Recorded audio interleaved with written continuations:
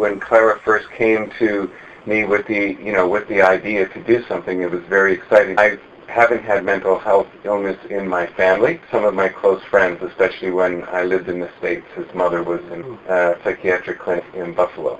It was a pretty miserable place, and we used to visit there all the time, and it always left quite an impression on me. I don't know really the ins and outs and the politics and everything that needs to happen to make everything move forward. What I'm very fascinated by are the stories.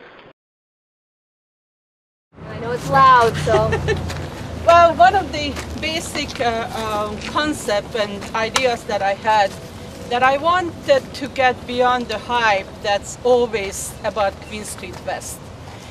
Queen Street West is touted as a dynamic gallery district, the most wonderful, chic area of Toronto. And this is all very true, but all very recent. So I wanted to get beyond this and discover what the history of this area was. And it has a considerable and very important history. And Center of Addiction and Mental Health that has had a presence here for over 150 years. It first opened its doors as the lunatic asylum in 1850.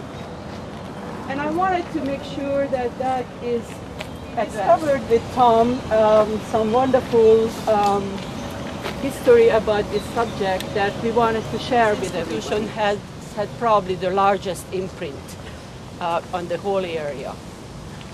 And this is not over yet, it's continuing, and people are feeling it and living it every day.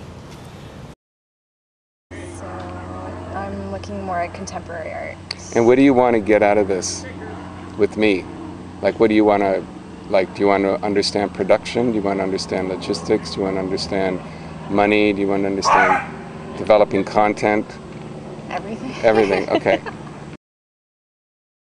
Jenny Ann works with me as my creative associate. She's worked on now 2 projects with me. One was the installation performance we did at the Falls View Casino that ran all summer long, and then a project that I'm doing in Ottawa with the National Capital Commission with these large balloons. Jenny helps me in effect come to terms with all the means by which we're going to execute that, as well as the subdivision of creative aspects that go into the concept.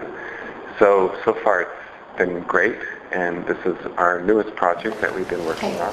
Patience, labor, that's for 2 people. Sorry, could you repeat that? Patience, labor.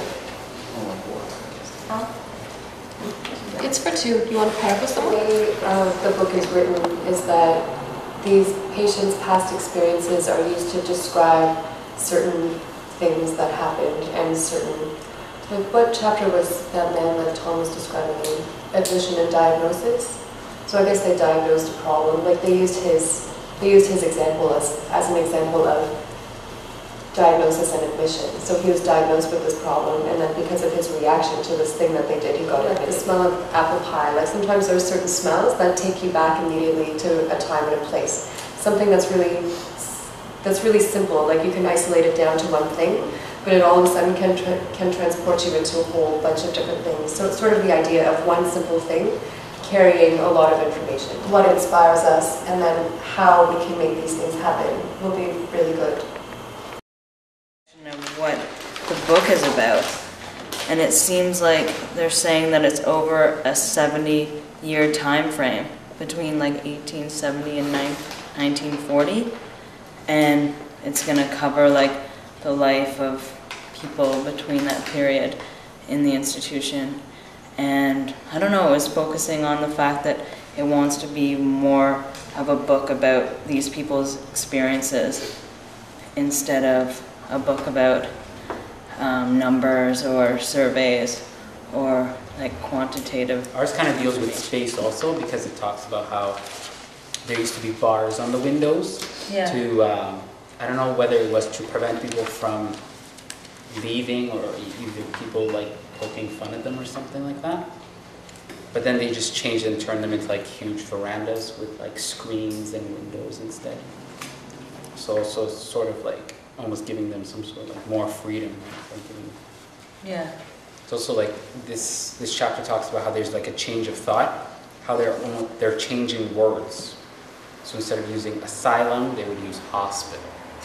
But people, even the people who live there, continued in their letters to describe it as an asylum.